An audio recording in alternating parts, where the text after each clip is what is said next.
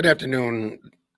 My name is Gregory T. Roberts, and this is Torn in Two for August 6, 2021. Good afternoon, everybody. How are you doing? I pray that you are having a blessed day. Just a couple of announcements that we need to make is that you won't see the show on my Facebook page or on the Torn in Two page.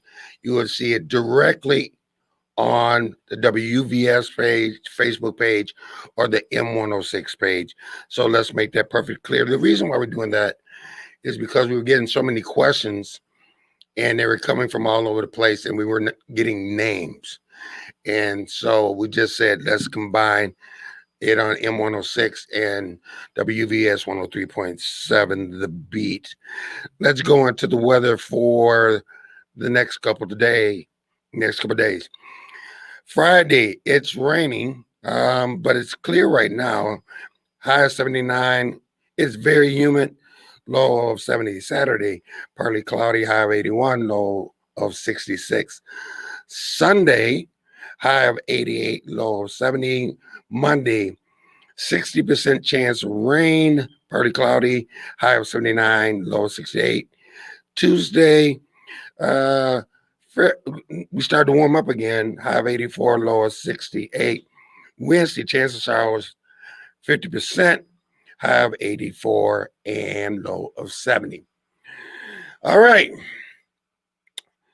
So we had an election, and we're going to tackle it in a couple ways. And I'm so glad that I don't claim to know everything, but let me get our guests on and introduce them. Before that, let me explain what happened. There was a mix-up with the election, and so instead of me trying to explain it, I went to the horse's mouth. But I also wanted to get some other people on that have served in the role or served as a city manager. Please put your hands together for Karen Bowie Jenkins. Hi, Karen. Hey, Robert, how are you? Good. How are you doing? Welcome to the show. Thank you. Thank you for being at the round table as being one of our co-hosts today. Your mind and your brains are definitely needed today. So thank you for coming on the show. Next on the guest list, sitting at the round table, Pastor C. Burns the second, one of the twos. Hey, Pastor, how you doing? I'm good. How are you all doing this afternoon? Really good. Thank you. Really Good. good. Okay. Last but not least, awesome. She's on the show a lot, and the thing is that I'm so glad that she came on just to explain what happened, and then because she cares about her job, she really cares about her job, and I want it to be explained. Okay, uh, Ann Cooper Mish, how are you doing? I City am clerk good.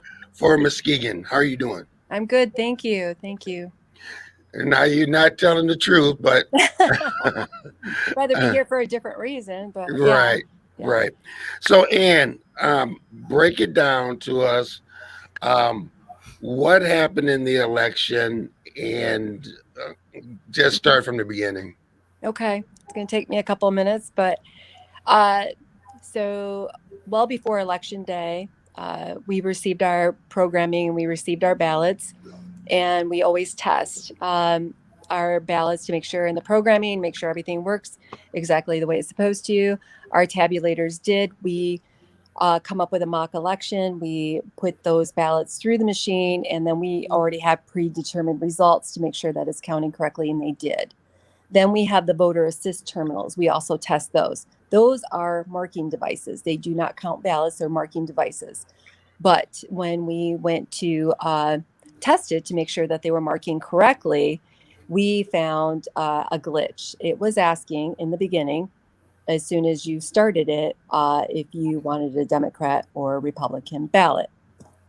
This is a nonpartisan election, so that should not be there. We immediately contacted the county, and they got their the person who had programmed it had recently retired. So they got another person who's an expert on the east side of the state. And they looked at it, and there was no way of just tweaking it or getting that off of there. And we discussed it. And so they had to reprogram. They had to reprogram everything, and we had to toss our ballots and get new ballots. I commend the county because there was a mistake on their end, but we discovered the mistake on Tuesday, and they had all new programming and ballots to us by Thursday. Mm-hmm. I mean, they drove across the state themselves, got the ballots, brought them. I mean, everybody worked really hard. Programming happened in the middle of the night from the east side of the state. They had to drive over here and do that. I mean, they did a phenomenal job. And I want to point out that that's what testing is about. It's not calling somebody out for making a mistake because we're all humans. It was about, but we do this all the time. And that's why we do it, so we catch things like that. So everything was good. But what that did mean for us is that we were not allowed to modem our results. Normally what happens is at the end of the night, if everything balances at the precinct says close the polls. As soon as they say close the polls, those results are automatically transmitted to the county. Okay. And there's no humans touching it. And this time that meant we had to do everything manually. So that gets us to election day.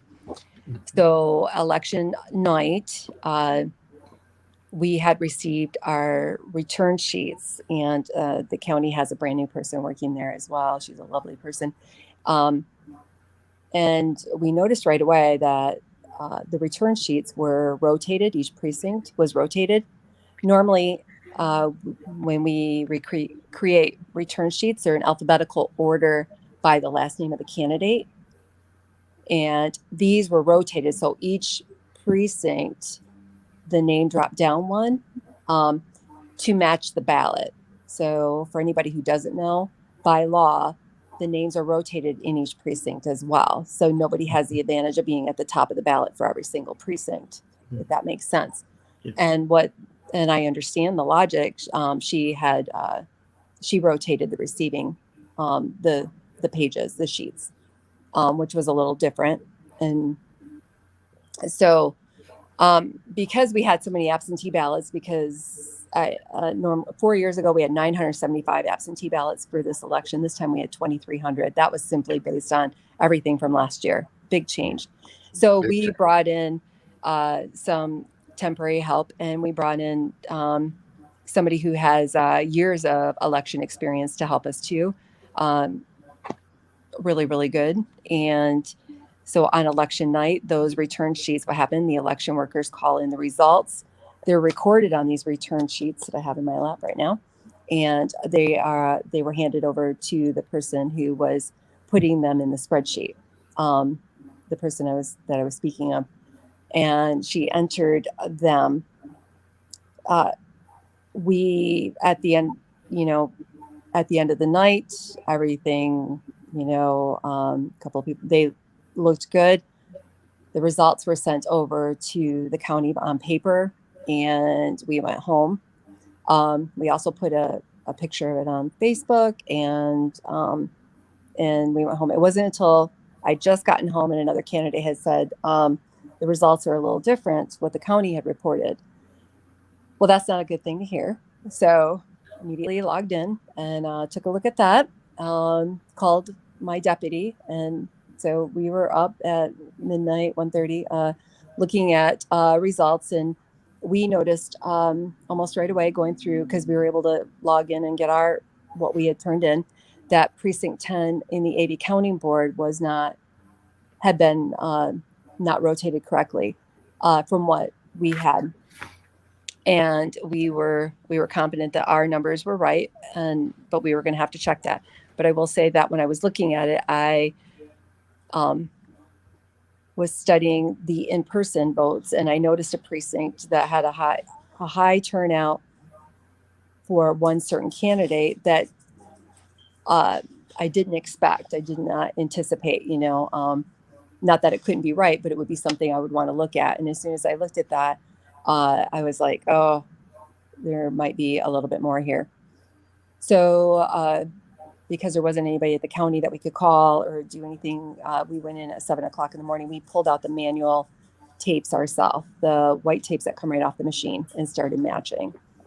And as we did that and we went through, what happened is our spreadsheet is in alphabetical order, and the person who entered them entered just going straight across without realizing that the precincts on the return sheet were rotating. And so 8 of the 12 precincts were for in-person voting, which we had 600 and something in-person votes, were reporting under the wrong candidate.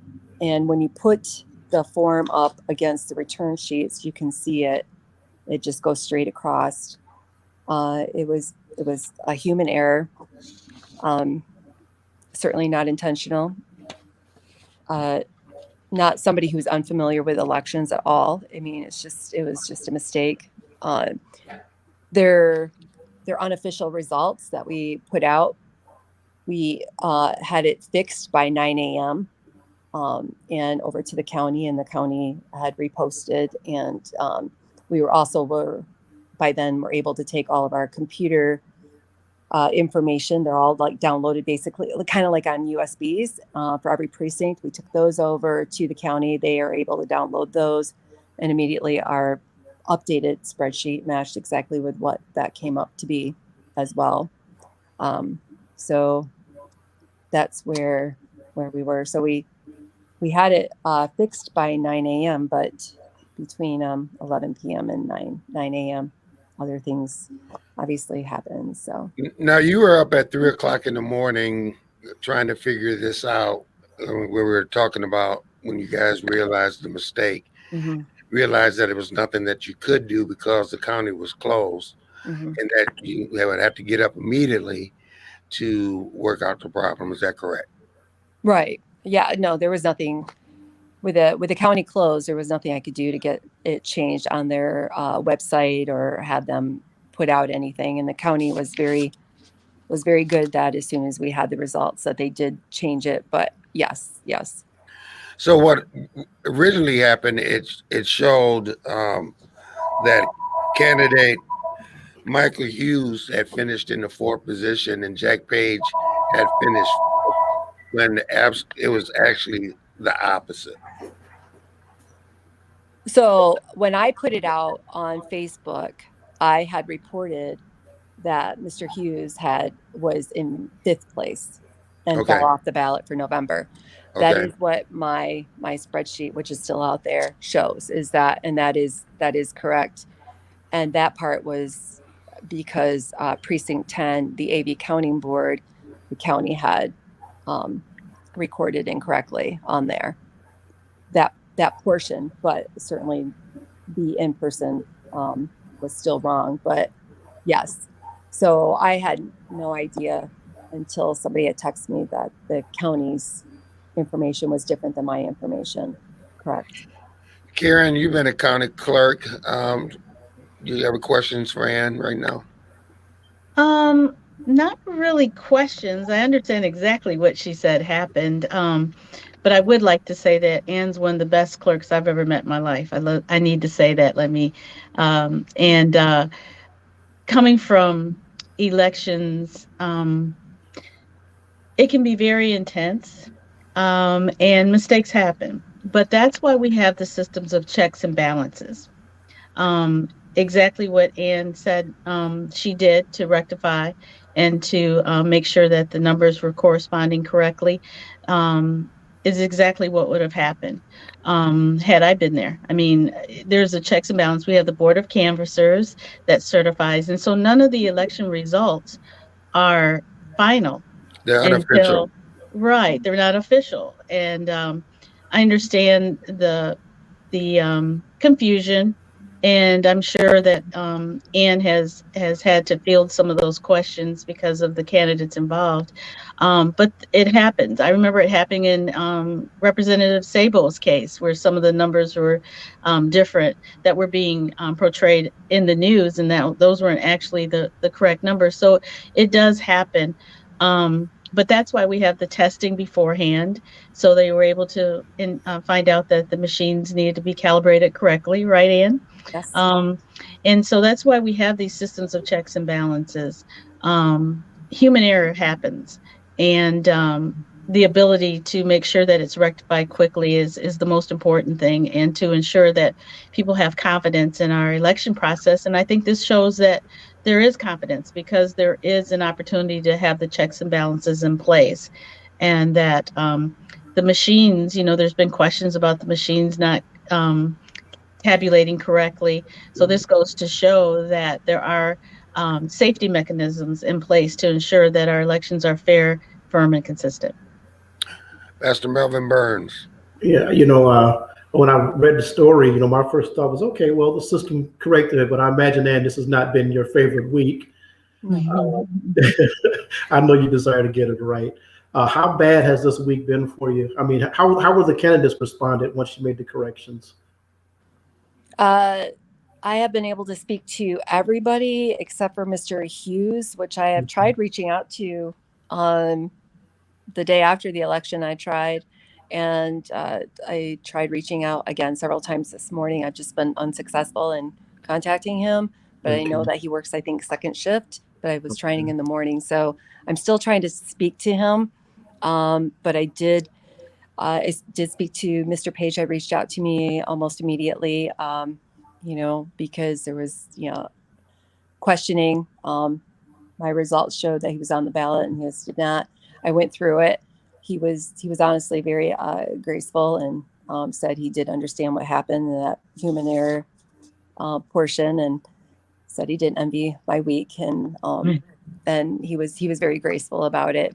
And I let the other candidates know too exactly what happened. And everybody, once you go through the process and you explain, it takes like 30 seconds when you look at the paper versus like trying to tell you verbally what happened, but everybody understood. I think it was more like everybody's, like Greg's response was yesterday when he got to see the papers, was just like, oh, it's just like this big groan. You can just see it right away. And it's my deputy, Kimberly, and myself, we've been working elections for a lot of years together, almost 50, and we're honestly sick about it because we take a lot of pride in this. Sure. And it's been hard to accept, because we know there's a lot of mistrust out there about the election process, and we've tried so hard to do education and to talk to people, and we know that no matter what, there's going to be some people that we're not going to be able to change their mind on. But I don't like being one of those people who helped encourage those thoughts, because there was nothing wrong with the equipment. The equipment was fine. Everything. The election night was fine. Everything was good. It was just the results have never changed. Just they were just put in the wrong spots when they had to manually. And I will push that modeming is awesome. It's great because it takes away all of this pressure, because you have at least 12 different people that had to call in, and at least 5 staff members that writes them down, and then 2 other staff members plugging them in, and then you send them over to the county, and you have another person manually entering them. And by the time you get done, that's a lot of hands to touch those numbers. So I'm very grateful that the newest equipment that we've had the last 5 years now does modeming. I think is a huge improvement. Karen and Ann, question to both of you. Every election, there is always mistakes. There's never been a perfect election, but it's the checks and balances that catch the mistakes and you fix the mistakes, correct? Absolutely. Yes. Absolutely. And Ann is right. Everything passes, the numbers pass through so many different hands that's an opportunity to ensure that if there's any questions that they're addressed immediately. And like I said, we have the board of canvassers that review the election results, and that's the final opportunity to catch any issues. So, yeah, our elections are secure and fair, and the voting machines are trustworthy. I want to say to Michael Hughes that we'd like to reach out and talk to him and see how he feels about this whole thing. And so we're talking about how important it is to have the checks and balances. Absolutely. Girl, we're going to have you like wake up and send a SWAT team over there and get you out your pity potty. It's okay.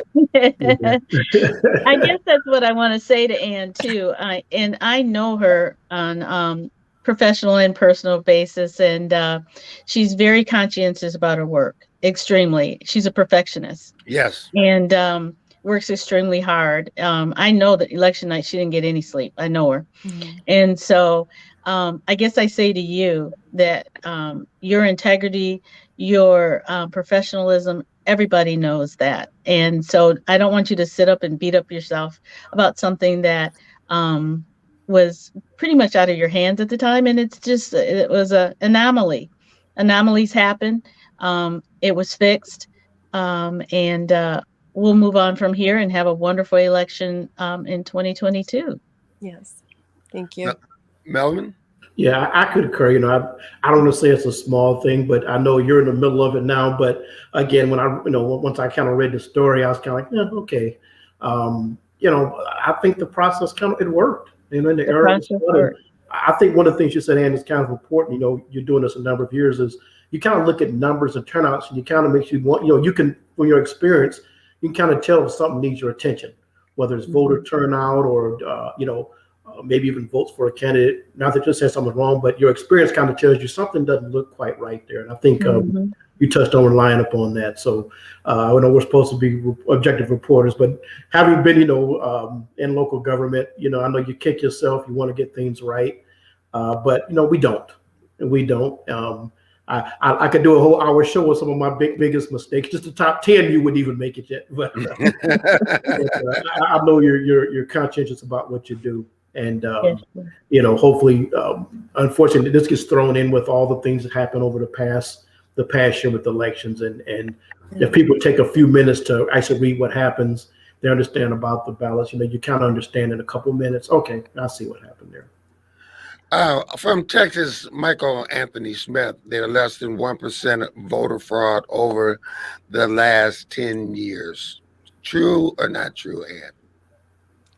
I don't know what the percentage is, but in my own experience, I've seen extreme, fraud. And when I say about, I'll give you examples. Sometimes we'll catch a husband signing a wife's absentee ballot. We check the handwriting, and I'll tell you, I probably shouldn't give out those secrets, but when I see a signature coming back that's wrong, I usually, we always just immediately look at the spouse. We pull up their signature, and 9 times out of 10, that's the one. And then we call the voter if we have their phone number. If we don't have their phone number, we actually go to their house, and I go see a lot of voters and knock on their door, and they readily admit it. Now, some people will call that fraud. Other people just call it an inconvenience. I don't know. I mean, just my mom used to sign my dad's paychecks,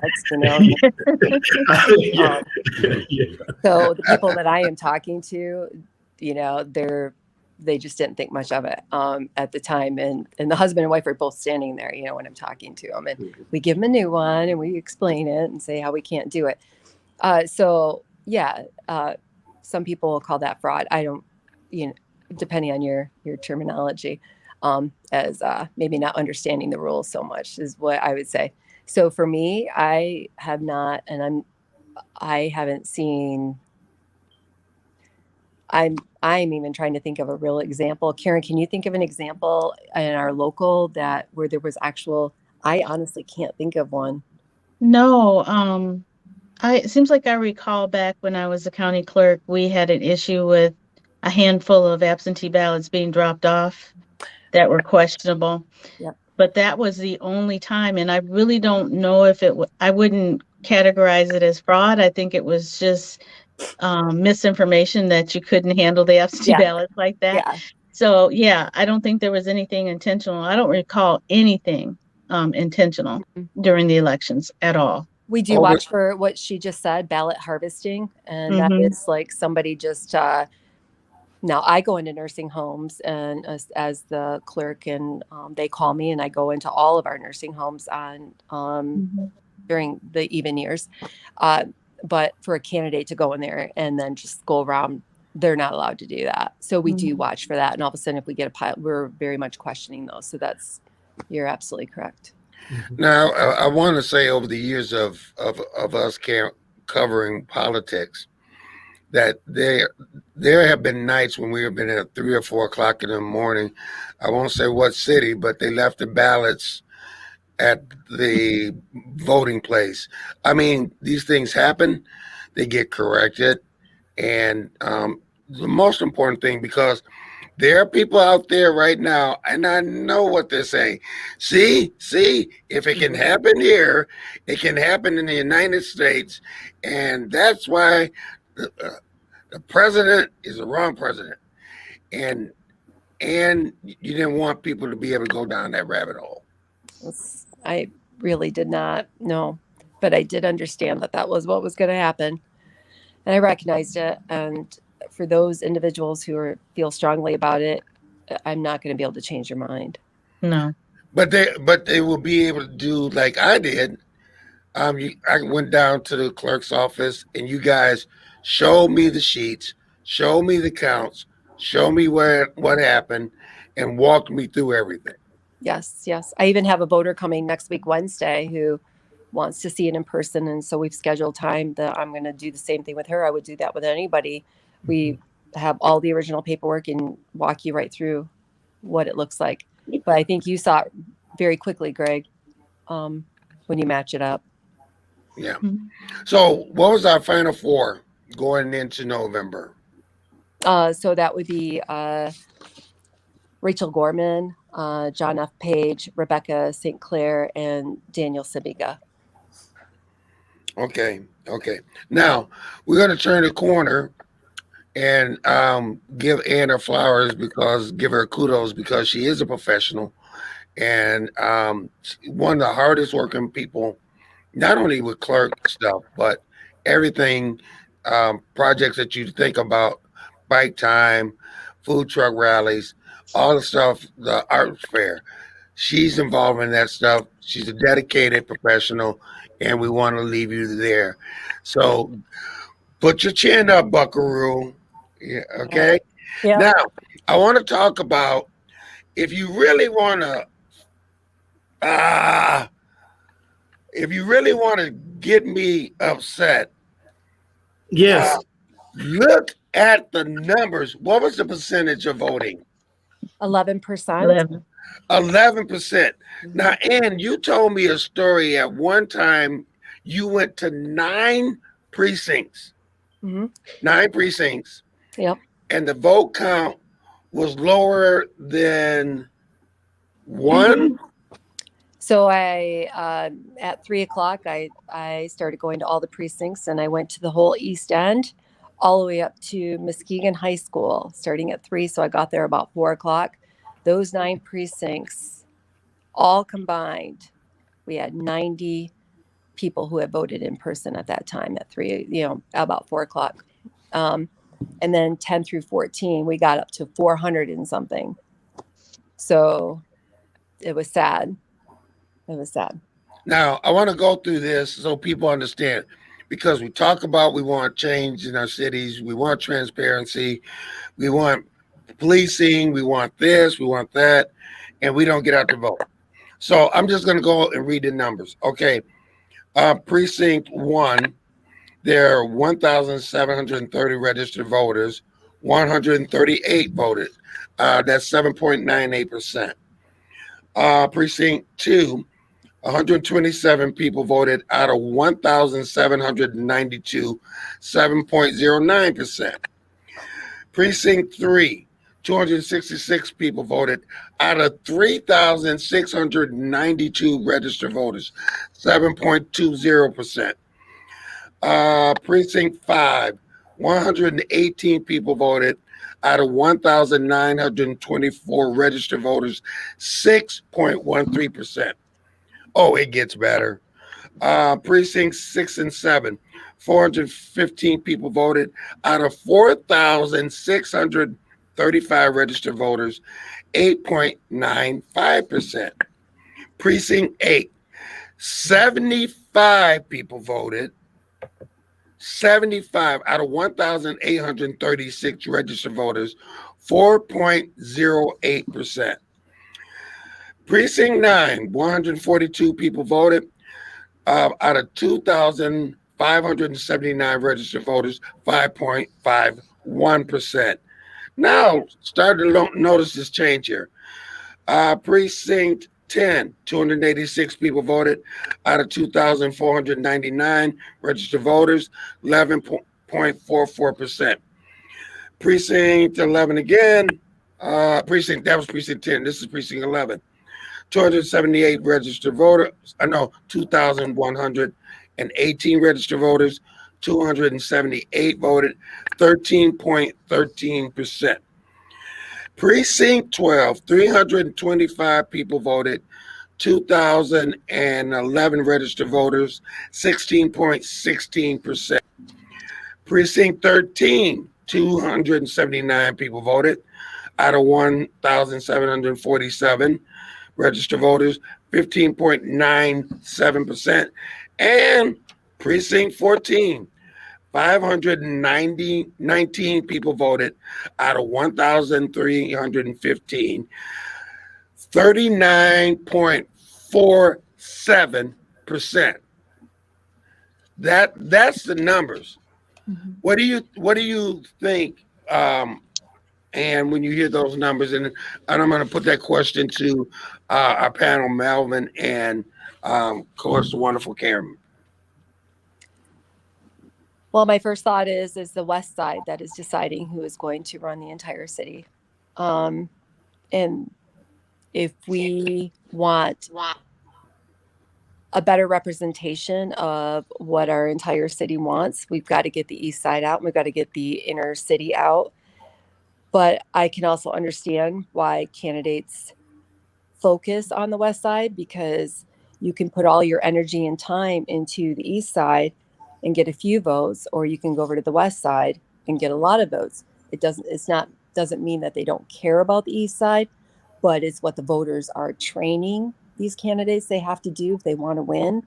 And that is something I want to see to change. I want to see a better representation from the East Side and from the inner city of what they actually want, because I know that what people want in the West Side isn't necessarily what they want in the inner city and the East Side. Melvin. Okay. People pay attention and they watch national news and they come out with, I guess your turnout probably national election was probably in the 60-70% range.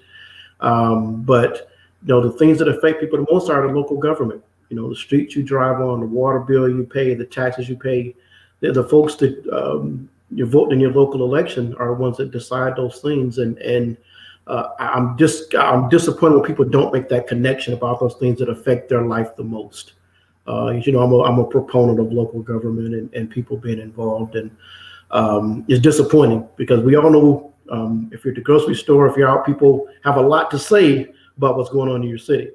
But when they don't come out and vote, they don't exercise their voice for candidates, it's disappointing and it's frustrating.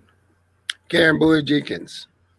Oh, I agree totally with Pastor Burns. If you don't vote, you don't count. And it's very frustrating, especially for people in government and those that work with elections, especially. They work all year long trying to get people out to vote. Voting is such an important issue to keep our local communities running well. And then when people don't exercise those rights, usually those are the first people to complain. And when you ask them, did you vote in the election? Majority of the time they say no.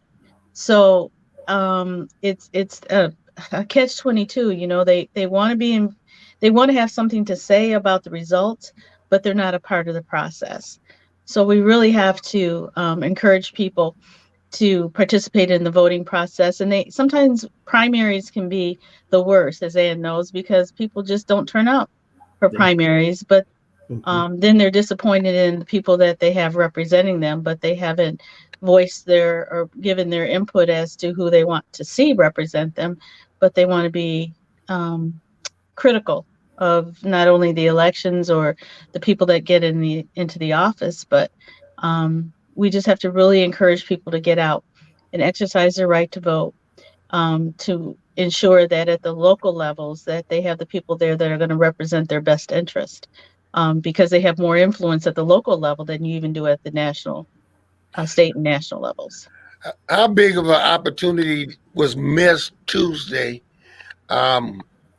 by people staying home and not voting? I mean, they get mad. Um, I'm sick and tired of what's going on, but yet you didn't vote. And again, what we've been saying for 20 some odd years of covering politics on this radio station is that the West Side is controlling everything. And I live on the West Side and I live in 14 and we vote. But why is it that we got to sit and take a electric prod or a shock collar or whatever to get people to understand that there are more people on the east side than it is on the west side, but the west side is controlling what happens in the whole city? Comments? Anybody? I mean, how do you explain that? I don't even know Because how to really begin. it frustrates me to no end that people that say that they want change, that are upset, but yet when we have to do our basic due diligence of getting out to vote, we don't do it. Yeah. I think we see that not even at the local level, but even nationally. I mean, I don't know if it's just apathy or just laziness or just not having the feeling of being that your vote counts or matters. I'm not quite sure what it is, and I'm hoping we don't see that in the next upcoming major election. Right. It's really important that everyone gets out and exercises their right. And you had a right there. Just that we now have no reason absentee, makes it easier than ever before to vote. Mhm. And we have our election trailer that we now take out every election. We went to 8 stops and we sit there. So we go right into the neighborhoods that you can drop off a ballot, that we can register you to vote. I just think the process has gotten so easy and we've made it very accessible. But I don't know what else we can do to get people to want to vote. Now, what people need to understand is if you look at what's going on in Texas, for instance, limiting the boxes. For instance, where Houston is having one drop-off ballot box, and there are laws that are going on to restrict your right to vote, or the absentee ballots and stuff like that. When things should be getting easier with technology and so on and so forth, people are walking us back 50 and 100 years. Hello, I said it. They're walking us back. And the thing is that you're sitting and taking it. And I don't get it. Somebody take it, because I'm going to start. I'll take it for a second, Greg. And Ann and Ken, I'm catching you guys flat-footed on this, but I know even in Michigan, our legislature has talked about some changes to the voting process and legislation. And I don't know how current you are on those things, but is there anything that you've seen proposed that you would think make voting the process better? I know that's a subjective word, but I know a lot of states we're seeing things that make it more restrictive. But anything in the legislature to get your attention in particular? I'm trying to think of something that I've seen that actually made it better. I have seen some proposals to make it more restrictive for sure. Yeah. But easier. I know for years we fought for the no reason absentee. We fought and fought and fought for that Yeah, in terms of yeah. clerks. We wanted that very much so. So that really, really opened it up. What I'd like to see happen is now you have same day voter registration, but I don't Mhm. understand, like you can go to the Secretary of State's office a week before the election Mhm. and register to vote there, but you still have to come to your clerk's office and re-register to vote if you Oh. registered within any time within those 14 days. I don't Okay. know where the 14 days came from because we already have you in the system.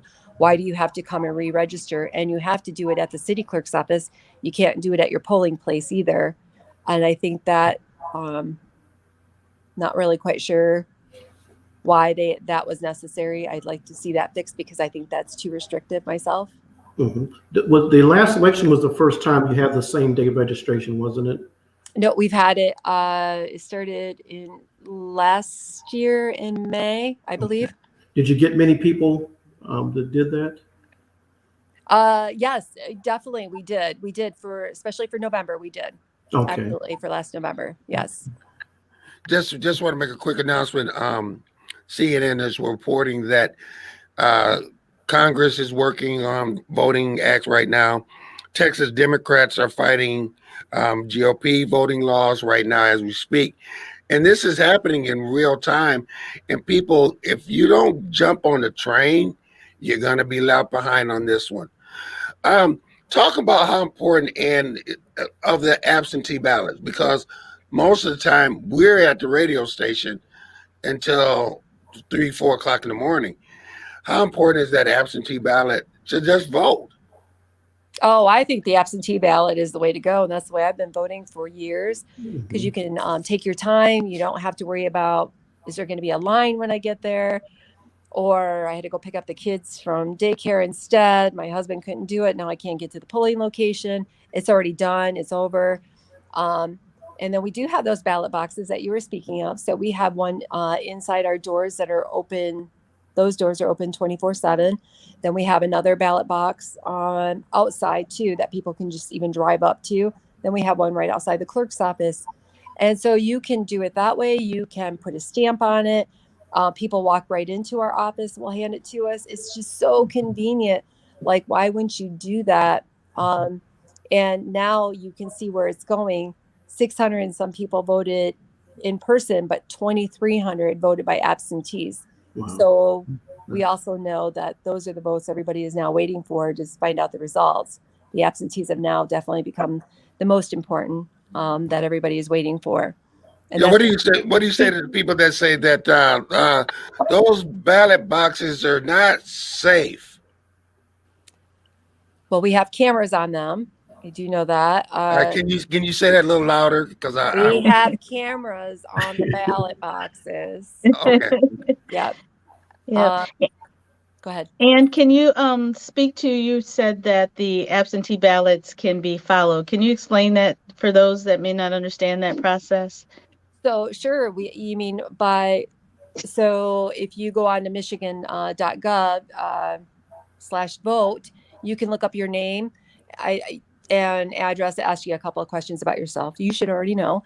And you can look there, you can see if you asked for an absentee ballot, if we mailed you an absentee ballot, and if you mailed it back, you'll be able to see that it says that we have received it.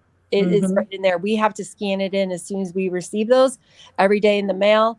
It's somebody's job just to sit there and scan. So if you have a question about that, you can log right in and you can just track your own ballot and see where it's at. Evidence of another of checks and balances again. Yes. How about this? You can get involved because you guys need workers.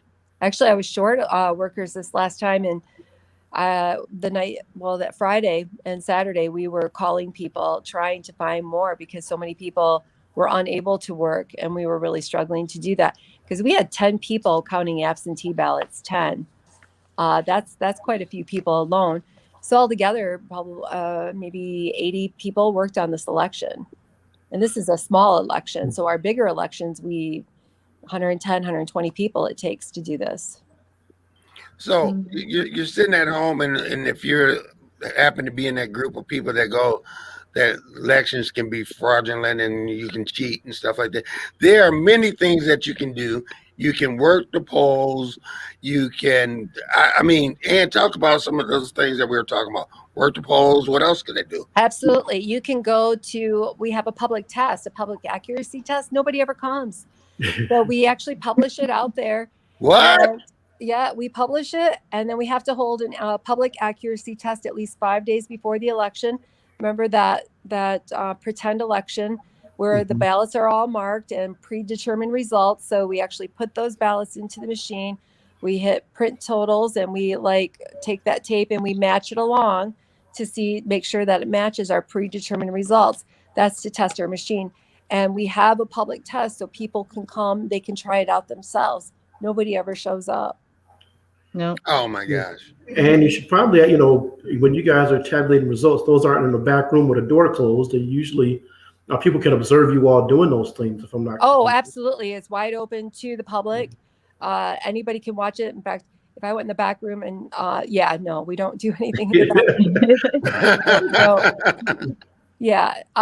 So we would like to see more people get involved, to come on in and see it. Some people, you can ask for your voting history. We can actually print that for you. I don't know how many people know that, but we can actually print your voting history for you and show if you voted in person, if you voted by absentee, you can actually look those up too. All right. Anybody have any last words for Ann? We're gonna let her go. She's actually off today. And if people want to work in the November election, what should they do? Oh, yes. They can fill out an application to be an election inspector. They can do it right online if they go to shorelinecity.com and go right to the clerk's page. They can do it right there, or they can go to muskegonvotes.com. We have our own website too. And there's a spot where they can just go ahead and fill out an application, and they get that into us. And we'd be happy to schedule them for November. Okay. Karen? And I just want to tell you how proud I am of you, and that you're doing a great job. We love you, and it's all good. It's gonna be fine, and enjoy your weekend. Yeah. Enjoy the weather. It's supposed to be really nice, so Yes. just relax and enjoy. Thank you. And Cooper Beach, don't make us in a SWAT team of fun people. Because we will come over. Stop beating yourself up. Yep. Thank you so much. Thank you. Thank you. You guys have a good evening. Have a Thank good you, day. bye, Ann. Bye. All right, guys. I really wanted to thank Ann for coming on, because when she was explaining it to me, when I got home and looked up the numbers Tuesday, just years of counting numbers, because that's what I do. Yeah. You can see that there was something, and it was a mistake. It was, and these mistakes, people. Let's take the last presidential race in the city of Detroit or Wayne. There were less mistakes than what happened in Livonia, but you don't hear about that. Right. So these mistakes happen all the time. And let me see. Hold on. I want to get this. This is Jack Page. For the record, I told our city clerk in the TV interview that I absolutely believe that there was zero malice with the election issues, simply error corrected quickly. Exactly. Thank you, Jack. And Jack was the one guy that had to go through this. But he's handled it gracefully. So anyway, to get back to you guys, what in the world are we going to do to convince our folks that Karen, and you know the story of you had family that died trying to register and get people to vote. But as we see more and more voting rights being taken away from us, to get people to understand, why are you letting 3 precincts on the west side control everything? And you don't, I don't know how to get people to fathom other than hitting them over the head. I guess just continue to educate, talk about it. We're going to have to consistently talk about it nonstop, as close as the closer it gets to the next election. we're going to have to hit that really, really hard. And as we're out in the streets and talking to the community, we're going to have to really instill that, there needs to be some balance, that the East Side is really going to have to step up. And maybe that's something that the parties can do too, to get out that information about the importance of voting. Now, you watch, if you watch TV, the My Pillow guy is out there. I mean, he is adamant. He is out there fighting for what he believes in. Right, wrong, or indifferent, there are people still fighting over the presidential election, but we Right. can't get people to vote. Yeah. It just blows my mind, and It is. we've got to try to correct this some kind of way. Because What's even more frightening is between the apathy we're seeing of people not voting. It's been there. I was just doing a little reading last night and today, man. There's a lot of legislation in these states to restrict people's voting. I mean, terrible. and I was talking, the proactive mailing of absentee ballots, which again, for a lot of people, that's a reminder. People don't think about primary elections much, but a lot of things, back when they talked about the Voting Rights Act, and it's had to be renewed every few years. I'm looking at these things in Florida and Texas, and they just seem to me like they're violations of the whole intent of the Voting Rights Act. They're ways to restrict people voting. And so you put these restrictive legislation with the natural apathy, and if people don't get proactive, man, you talk about having little voice. Things head in a direction. Unless something happens, they change, and the direction things are headed now is not good. Yeah, And it's it- frightening. Go ahead, Karen. I was just going to say, I was agreeing it was frightening.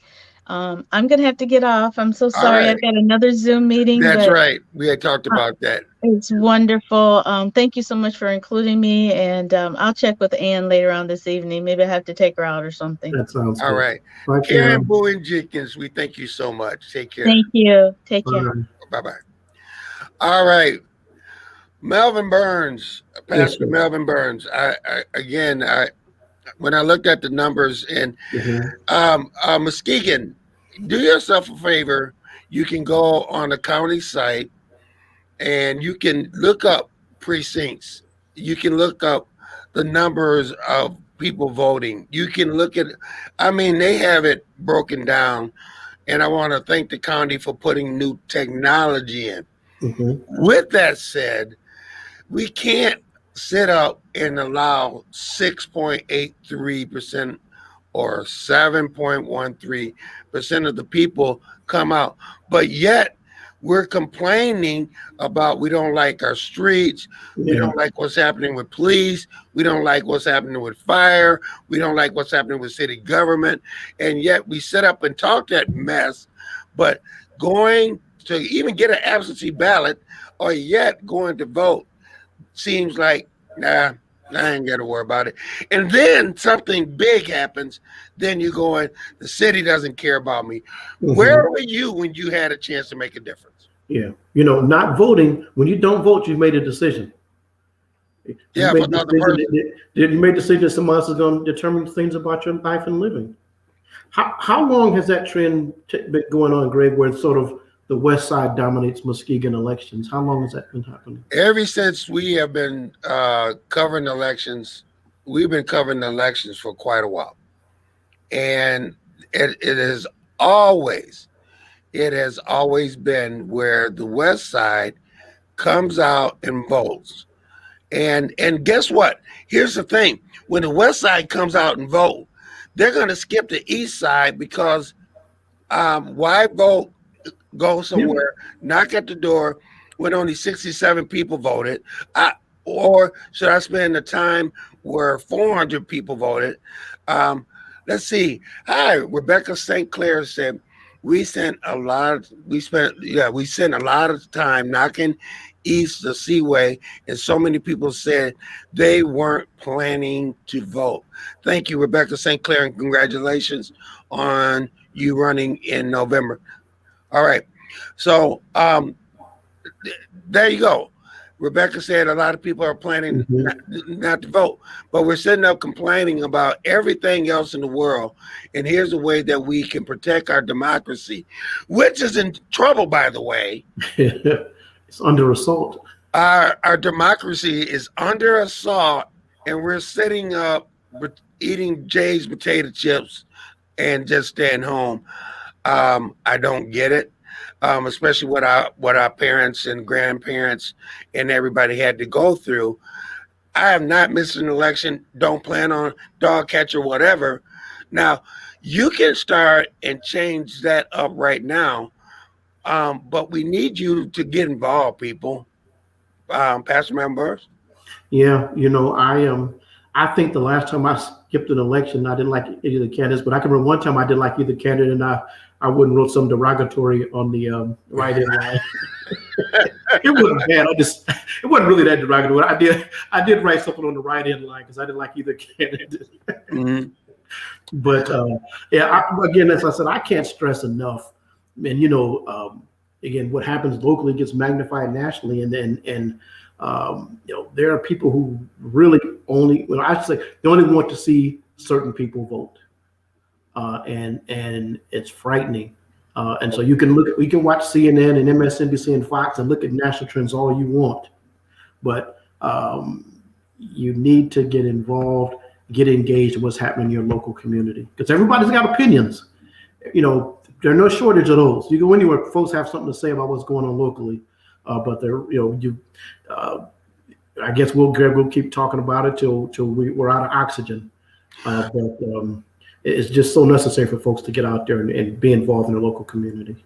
Now, next week, you're going to be in the whole seat as I take a vacation. What? Yeah. Did I prove this? Yeah. You will be in the whole seat, and I want to thank you for letting me get a chance to spend some time with family. Yes, we appreciate you. The last thing I want to say is we had 2 more police officers in Washington, D.C. kill themselves. Listen, people, January 6th, the insurrection was real. It was not a picnic. It did happen. It was an assault on our democracy. You can't, people, I want to talk to the people out there that went, well, it was just, no. It was an attack on our democracy, and you can't sit up there and say that you are for police and then attack these people that tried to fight off these people that went after your Congress people. Shame on you. Last word, Melvin Burns. Hey, thanks for letting me be here, brother. I'll hold things down next week. Hey, folks, November's coming, so there's issues between now and November. If you don't like what happened this election, if you want to make some changes, make sure you register, get out, plan on voting in November. All right. Listen, this has been Torn in Two for this 6th of August. Thank you so much. Thank you, Melvin. Thank you, Karen. And thank you, Ann Cooper-Mish. Don't beat yourself up anymore. Take care, people. Do something for people out there. God bless. Take care. The wait is over.